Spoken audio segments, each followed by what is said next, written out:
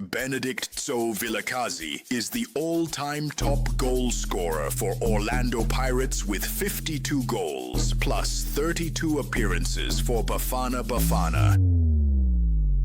If you understand what I'm talking about, you will say to me, so you are correct. Now you can catch Tso live every Monday on Omni Audio, TikTok, Facebook, and X. Don't miss Tso's football wisdom exclusive to Omni. Orlando Pirates are back in the country, and now they have to focus or shift their focus to the Carling Knockouts because they're playing against the Makesi FC tomorrow evening. This is a team that knocked them out last season.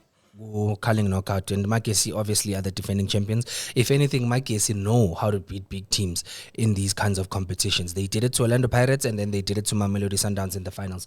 But they're playing against the wounded Orlando Pirates. Of course, Orlando Pirates now have to redeem themselves. Not that they played bad on Saturday, but they just need to have something to celebrate right now.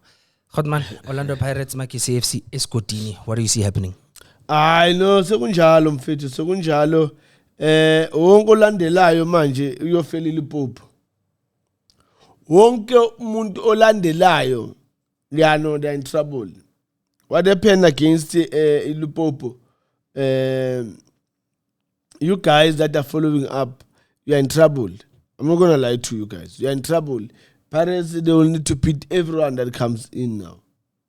Everyone, because look, Carling Black Label, that's a trophy that Pirates, I think they can win it. They deserve. They deserve to go through. I'm not undermining Makesi, but Pirates is a big team. With all those players, those quality players, they should go there and just win it. So simple. Score? Makesi, I don't think they'll score. But they do have this boy, man. I don't know. Yeah, no. I think the score is going to be 2-0.